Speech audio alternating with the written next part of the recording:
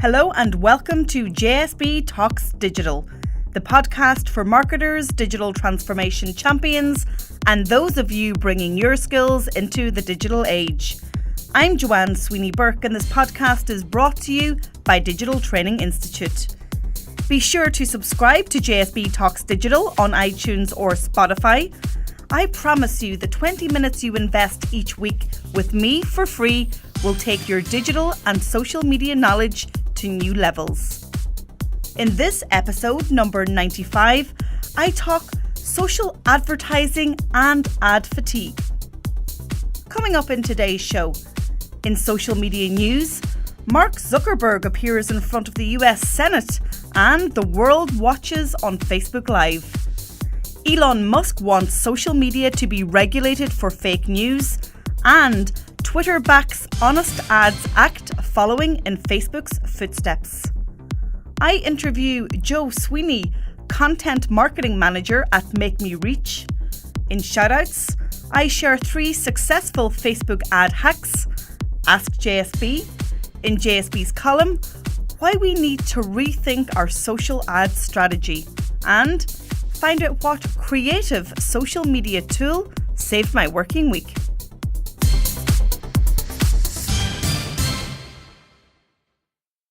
Social media news.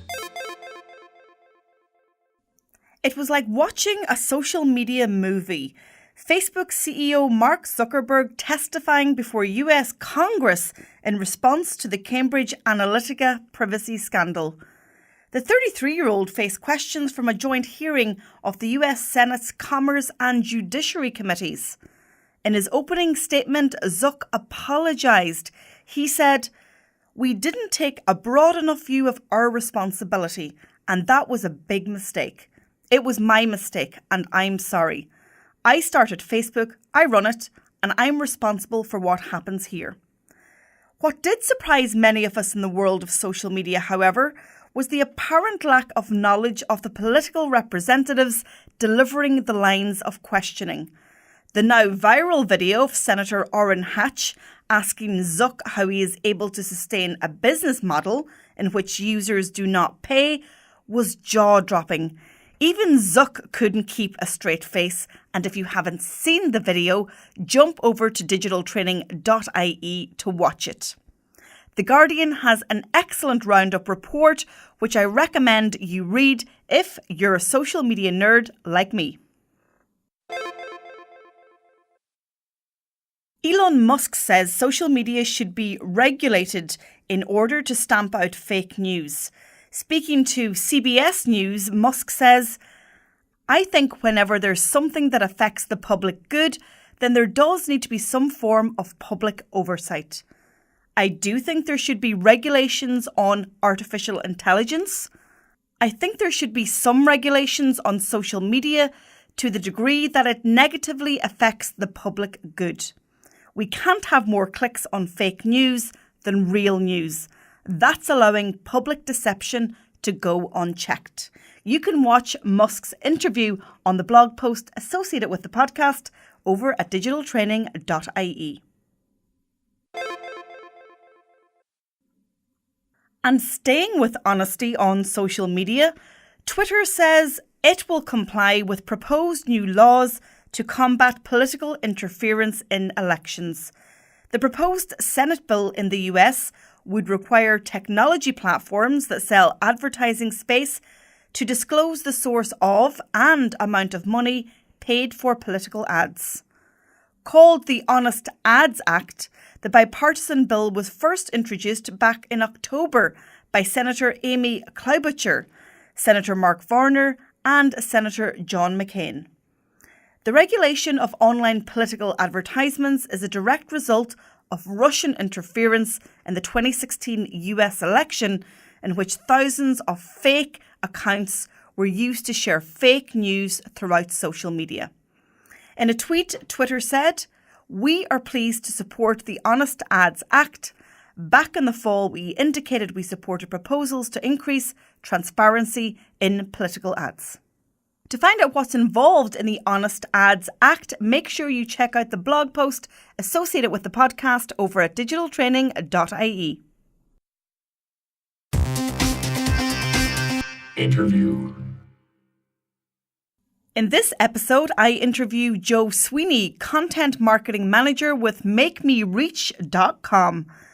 MakeMeReach is a social advertising platform that helps brands and advertisers create, manage, and optimize their marketing campaigns on social channels. Having received awards for its innovative technology, MakeMeReach is an official marketing partner of Facebook, Instagram, Snapchat, and Twitter. Joe is a words guy. He's a qualified marketer who believes in the power of quality content to start great conversations between consumers and brands. He also hosts a weekly social media podcast called Hello Social Addicts, available on SoundCloud and iTunes. Joe references an article on ad fatigue, which you can read on the blog post associated with this podcast. JSB Talks Digital. So in today's podcast, I'm joined by Joe Sweeney, my namesake, who is Content Marketing Manager at MakeMeReach. Joe, thank you so much for joining me on JSB Talks Digital. Thank you for having me. It's awesome to be here.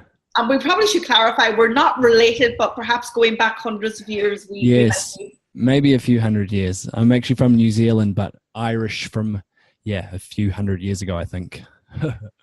So I tell you, I am so excited about this interview because I found a blog post that you wrote and it caught my eye because it's a topic that I've never discussed and I've never really kind of covered a lot in detail before. And you wrote a blog post about ad fatigue. Let's explain ad fatigue first of all to my listeners and those watching on YouTube. Yeah, sure. So, I guess it doesn't take a rocket scientist these days to know that when you're scrolling your feed, there's advertising everywhere, and not just on social media. I mean, if you step out in the morning, there's billboards all over the place. Advertising is literally everywhere. So, I guess ad fatigue comes out of that sense of just being completely bombarded with advertising all the time, and the sense that we're kind of getting a little bit tired of it. Consumers, unless we do something creative, your users and consumers are actually getting pretty tired of advertising. More specifically, it's kind of, if we're talking about a Facebook advertising campaign or bring it down to social, it's when your target audience has been shown an ad too many times and the CTR actually falls while the frequency of you showing that ad continues to increase. So obviously your results are just are going through the floor. So it's something that, we wrote that blog post just to sort of try and start a discussion around how do we overcome ad fatigue, because it is such a big problem for advertisers today. And, we live in a remarkable world where the cost of social advertising is so low to reach like 100,000 people compared to if we were to direct our budget to print, radio, or television. But now we are coming up against some of these obstacles. We had ad blocking, but now we have ad fatigue. Yeah. So what do you think we can do to get over ad fatigue? Have you any tactics or tips? Yeah, for sure. I've got sort of 4 quick tips, Joan, that I could share with you.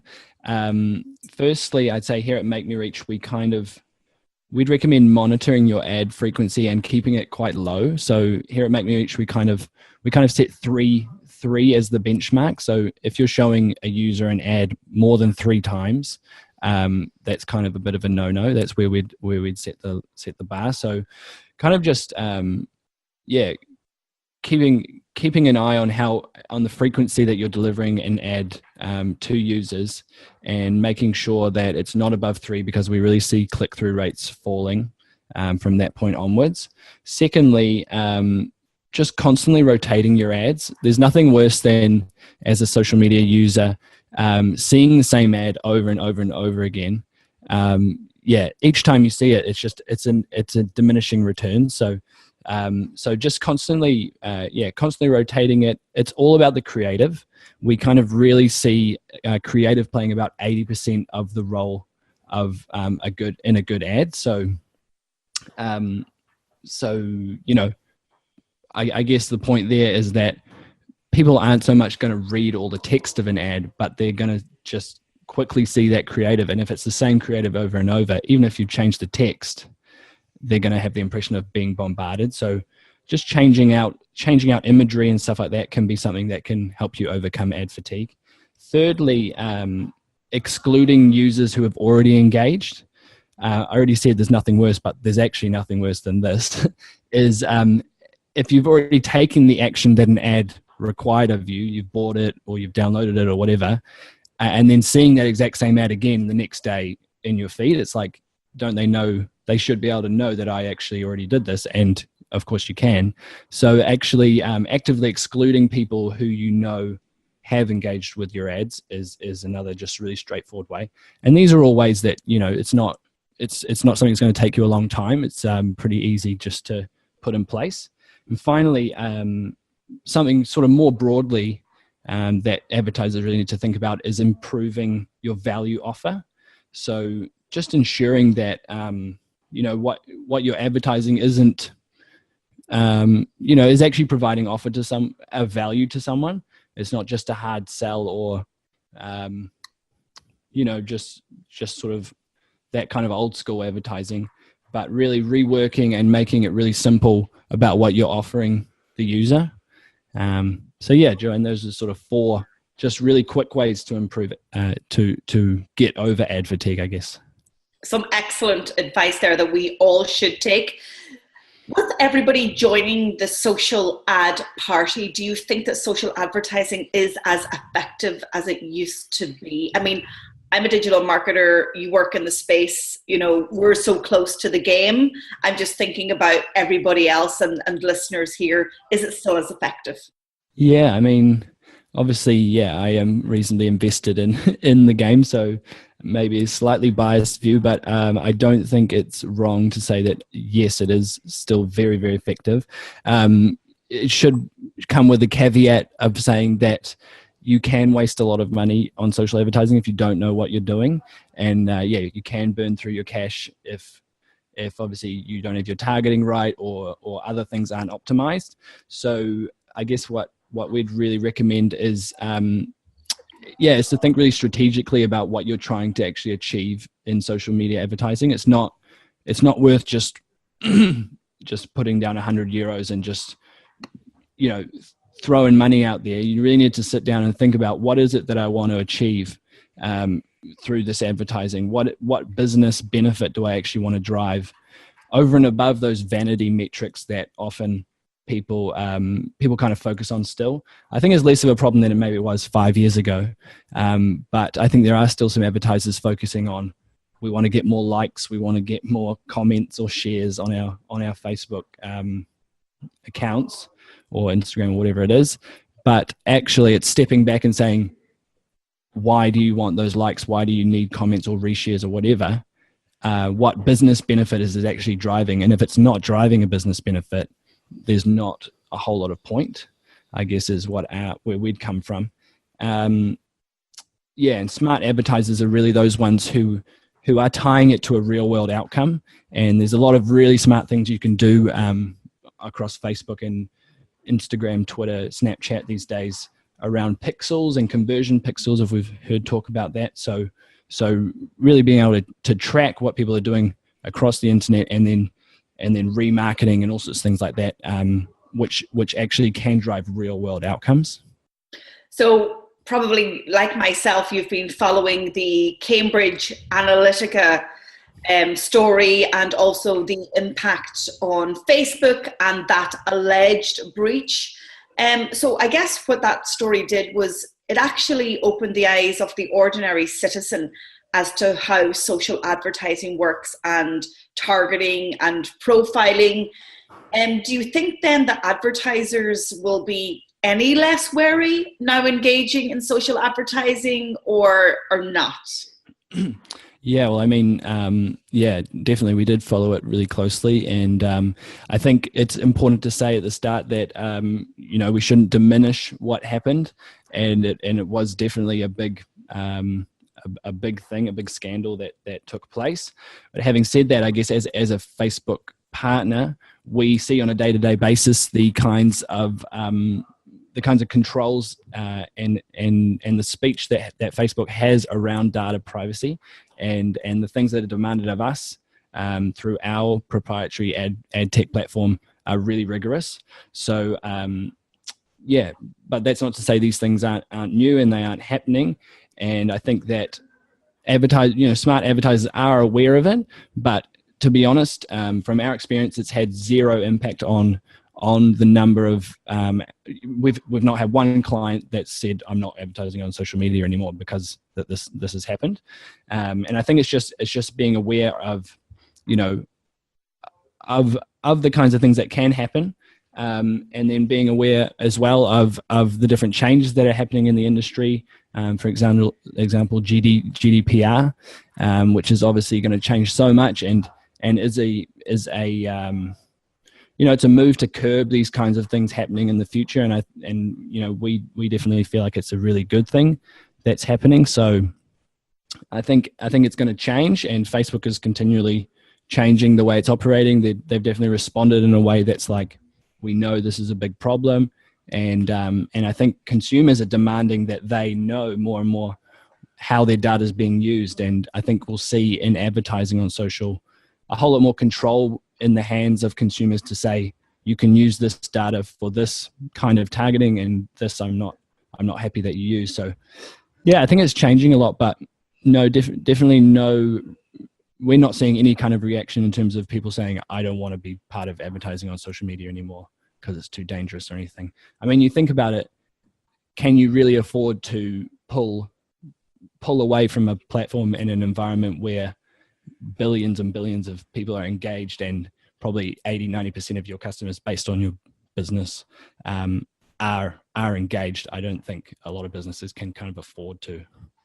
Yeah, but I think you're right. I think it's going to raise the bar in terms of transparency, openness, and the quality of advertising that goes out. So for all of us in the industry, whatever part we play, it can only be a good thing. For sure. I agree with that.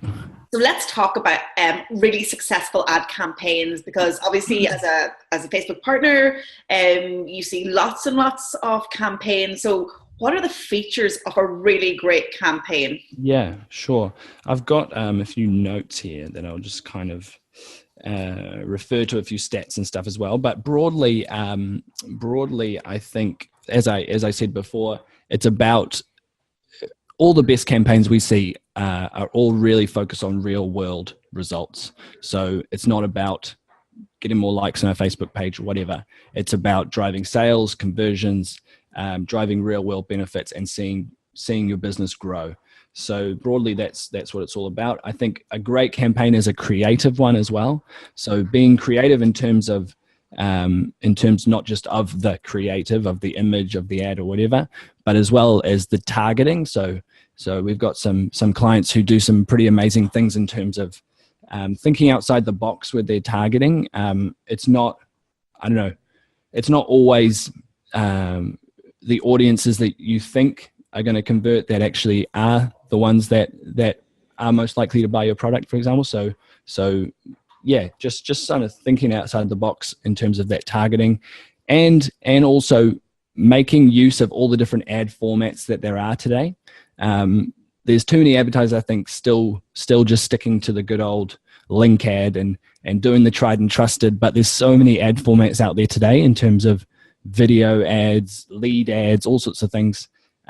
We're seeing a lot of success with is lead ads on Facebook, and that they give the opportunity to sort of capture a lead in a form directly in Facebook without leaving the experience. So yeah, those are working really well, and real innovative things that Facebook's bringing in, like a call us now button off the back of those lead ads, which just brings businesses even closer to consumers. So I'd say those are the main things. And then going on, sort of testing is obviously so important, and it's not a one-time thing. I think a really great campaign is really iterative.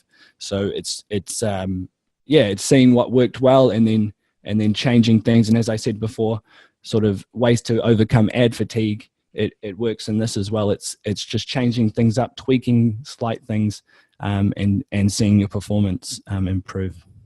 So I guess I should put a disclaimer on the next question by saying that, of course, no matter what platform you're advertising in, it should be the platform that speaks to your audience and where your audience are migrating. But do you have a favorite social advertising platform, and why? Maybe it's because of the features or the functionality that they're offering. Yeah, sure. I think Snapchat are doing some really cool things, and we became a Snapchat partner last year for ads. So I think in terms of things like augmented reality and the lenses they're bringing in, and the ability to do branded lenses, those are all really exciting things because they kind of break the mold of traditional advertising. So where traditional ads are quite interruptive, Snapchat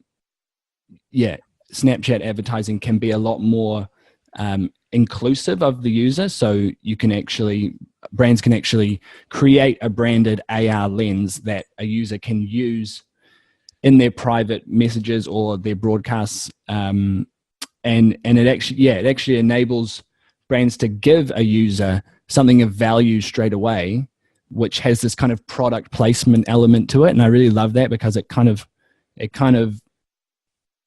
just makes advertising part of the whole experience. So I think that's really exciting, and I think we'll start to see that come in across more platforms as well. So it probably feels like we're not actually being advertised to. That's right. Yeah, it's kind of this sense of a relationship with a brand more than they're telling me something. You know what I mean? Yeah. Are there any other trends that you're coming across in social advertising that perhaps we should be aware of that's not mainstream yet? Yeah, so there's that one AR or augmented reality, which is obviously really, really important, and with the huge spread of smartphones, obviously these days everyone has access to it, which is amazing.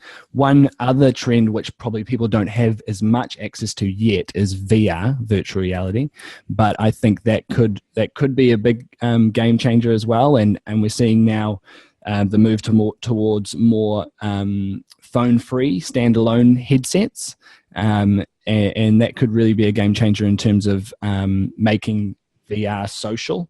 And I know that's if you read a bit about where Facebook wants to take VR, it's really in that social element of, for example, being able to speak to someone on the other side of the world in person almost. And I think advertising in that space could be really cool as well, in terms of being being really immersive and not in the same way as AR, not sort of interruptive.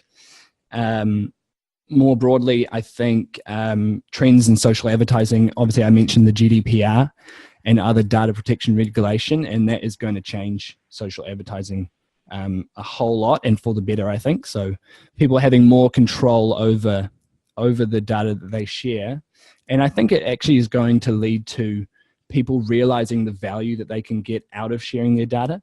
A lot of times we hear about data privacy and people are afraid of that lack of control. But imagine being able to say, you can use this, this, and this, and then seeing product recommendations come up that actually are really tailored to what to what you're interested in, and knowing that that's because I've shared my interests or I've shared this and that. So that's another thing that's really going to change social media advertising, I'd say. Are there any particular verticals or industry that have kind of nailed social advertising or who are doing well? Yeah, so we're seeing travel as the big one. So we have a client called TAP, which is a Portuguese airline, and they've done some really, really innovative things around dynamic ads and sort of being able to optimize for different stages in the buying cycle for flights. Facebook's just brought out something called trip consideration as well, where you can actually target people who are looking for a trip but who haven't decided where they want to go yet. So at that specific stage, you can actually target ads at those people. So yeah, really exciting things in travel. The other area is beauty. And we have clients like Birchbox, L'Occitane, Sephora, and Pure Essential who are doing some really cool things, especially on Instagram, because it really lends that visual element to their products. And specifically around carousel ads and Instagram stories. The Instagram stories has really been a big game changer, and just that ability to just be in the experience of the user rather than interrupting. I guess I'm always coming back to that sense of advertising traditionally is something that people would think of as interruptive, and I think we're seeing more and more things come in now that make it more part of the experience and something that's less just kind of less interruptive. I can't. And you're absolutely right, because the sweet spot is that intersection when we as consumers are considering or researching, and then a brand steps in with the perfect answer at the perfect time. Yeah. And I think when we as advertisers get to that level of sophistication, then everybody's winning. It's mutually beneficial. And I think that's exactly what you've been kind of putting across in this interview, is that, we've all got to raise the bar and understand those moments where we have the right to speak. That's right. And I think, there have been a lot of advertisers doing it well and doing it right. But I think as well, the GDPR shows that people are sick of the ones that are doing it wrong, and have kind of ruined it for the rest of us, I guess. And it's, that's the way advertising should be. It should be useful and it should be relevant to a person, not just bombarding them with some kind of salesy message over and over. So tell me about Make Me Reach. You are from New Zealand, as you already said, but you're there in Paris at the moment. That's where you're based. That's where you work. Tell us about the company. Yeah, so Make Me Reach, we're a sort of French. We still like to call ourselves a startup, but we actually started in 2009, so we're a bit established these days. But we've kind of kept that spirit, I guess. And we're a Facebook, Twitter, Instagram, and Snapchat partner. And essentially, we have two sides of the business. We created a ad tech platform for managing all of your advertising across all social media channels in the one platform, and then we also have a managed service element to our business where we can manage all of the clients' social media advertising through our platform as well. So you can do all the same, well, not all the same things, a lot of the same functionality in Facebook, in Twitter, or in Snapchat, for example, but our platform actually gives you a whole lot more optimization, and just having everything in the same place is something that our clients really feedback as something that's really useful as well. So you mentioned some of your clients through the course of the interview. Who are you pitching the platform up? Is it only enterprise level, or do you have like entry levels for startups or agencies? No, we do have we have traditionally been at the bigger end of town, but we do have lower price points. So our lowest is, I think we keep it at about €500 a month spend. So you have to be doing a little bit in this space before we can work with you. But no, we definitely would love to work with people who are seeing this taking off in their business, and I think we can provide a whole lot more optimization and analysis that people might not be getting otherwise. And coming back to one of my first answers, really showing people the ropes if they're not haven't been in social media advertising for long, because you can get lost. But we've been in it for 9-10 years now, so yeah, we've seen some great things with our clients. And wow, how things have changed in that space in 8-9 years. So you've seen everything. That's right. We actually started out as a sort of games developer on Facebook. Remember the likes of Farmville and different games like that? That's right. Yeah. So we kind of started in that space, and then we've just kind of moved with Facebook and the other platforms as they've grown and changed. So it's been a cool journey. Yeah, that's a great story. And and I know that the redirection of advertising spends to digital, and then more specifically to social, is a growing trend. And you already said it, social advertising can burn a hole in your pocket if you're not doing it right. That's right. It's really good advice to reinforce, if you've got a budget for social, make sure you know what you're doing. For sure. That's the key takeaway, I think. Yeah.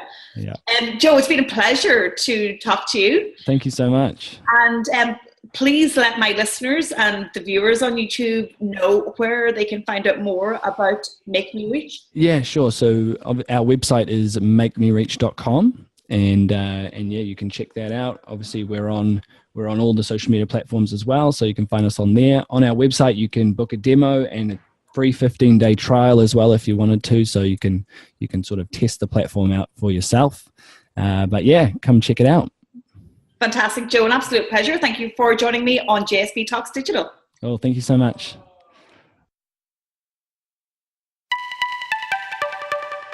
Shoutouts. In this part of the show, I give shout-outs to brands, organisations or individuals whose work online is remarkable and worth talking about. In this episode, I share 3 successful Facebook ad hacks. 1.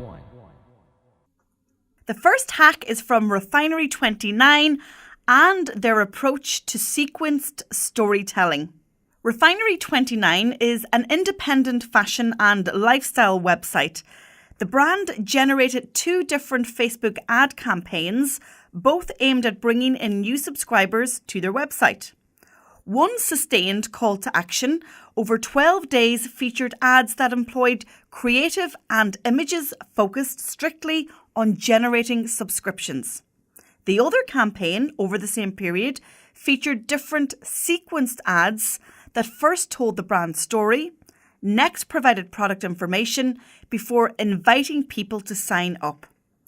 Ads for both campaigns were served in newsfeed to lookalike audiences, increasing the chances that people would become high-value customers.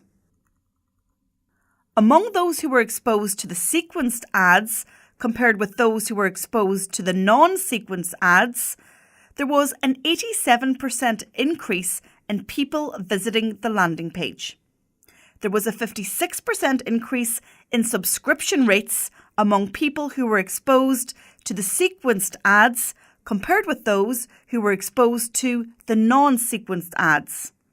And people who were exposed to all 3 of the ads in the sequence converted at higher rates than those who had just seen 1 or 2 of the ads. People who saw even just one of the ads converted at higher rates than people in the control group who saw no ads. So, the moral of this Facebook hack is that sequenced storytelling works. You can read the full Facebook case study on the blog post associated with the podcast over at digitaltraining.ie. 2. My second hack is around creating a Facebook ad funnel. It's important to have a long-term view when investing in Facebook ads. Bringing prospects through a funnel is a great approach.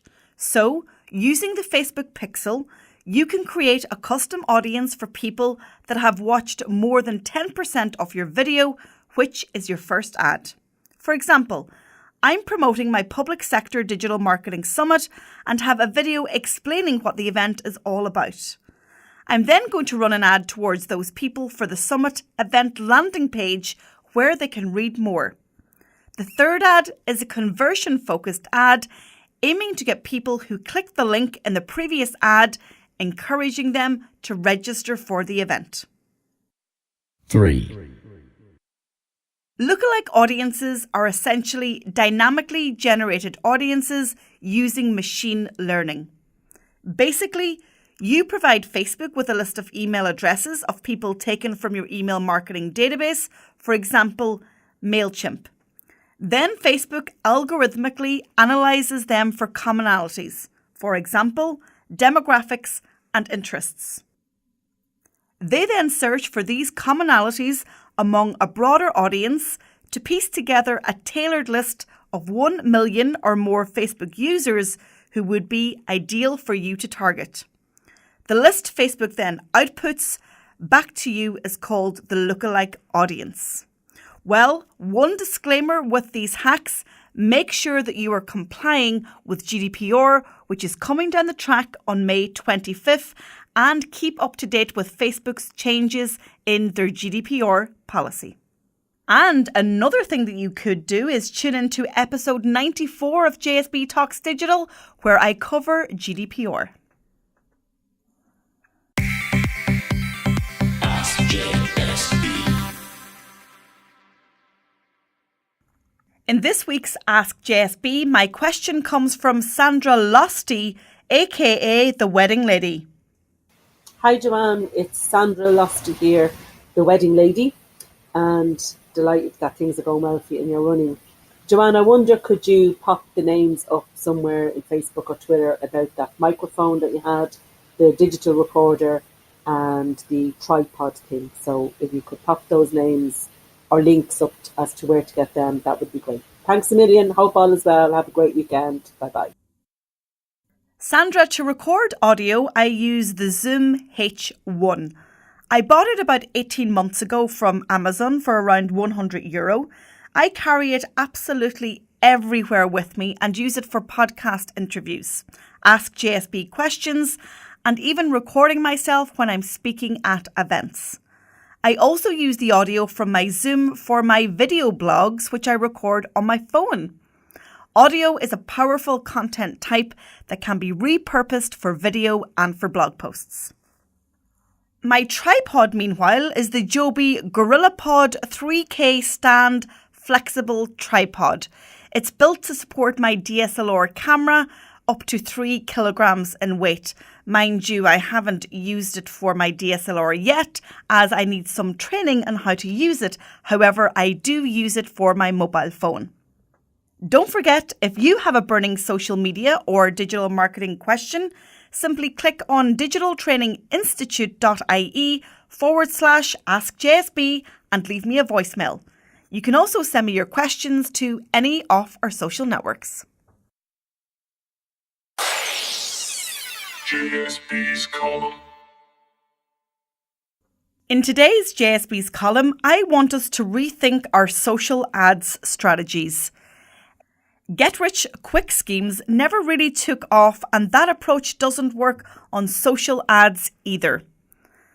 Business, as you know, takes hard work, trial and error, and also investment. So consider these rules must apply to being successful when you are advertising on any social network. Creativity is probably at the heart of great ads. It's number one. We've got to stop the lightning speed thumb rolling, so using animation or video or a photo or great copy that speaks to our ideal prospects will have more impact. We've already heard Joe speak about ad fatigue, and if we think about it, we're all suffering from it. However, we will thank the advertiser that serves us the perfect ads that meets our exact needs. This is called the sweet spot, the intersection of brand relevance and customer need. The changing face of ad rules and increased skepticism about social media generally requires us as marketers to be much more grounded in our approaches to our potential customers or audience subsets. So by this, I mean we need to understand our customers' pain points and their desires. We need to give them what they need, not what we want to sell them. We need to engage in storytelling, which is much more interesting than a sales pitch. We need to monitor in real time the data that their activity is giving us, and we must iterate and learn and test from what we learn along the way. Did you know that 68% of Facebook users access the site via mobile? On Twitter, it's 96%. Meanwhile, over on Instagram, of course, it's 98% and Snapchat is 100%. So we must approach our social ads with a mobile mindset. All the content must be fully mobile optimized, as most people will interact with it on smartphones in those crucial micro moments when we can step in and give our brand a voice. Social advertising is an ever-changing landscape, so we must be nimble enough to transition with every feature and policy update. If you want help with your social ad strategy, then get in touch. Simply email Joanne at digitaltraining.ie. Social media tool of the week. The social media tool that saved my working week this week is Bonjoro. I've already mentioned that personalisation and relevance are key to successful social ad campaigns. My new discovery this week really fits this brief. Bonjoro helps you convert and retain more customers through personal video. I'm using Bonjoro in two ways. One, sending personalised video messages to my contacts on LinkedIn to tell them why they should come along to the Public Sector Digital Marketing Summit. I'm also connecting MailChimp to Bonjoro to create a new Bonjoro for every new subscriber to my list. By syncing your mailing list subscribers with Bonjoro, you can send Bonjoros to all lists or to just one. Emails are then sent via a Bonjoro email. Download it now on the App Store or find out more at bonjoro.com, and that's BONJORO.com.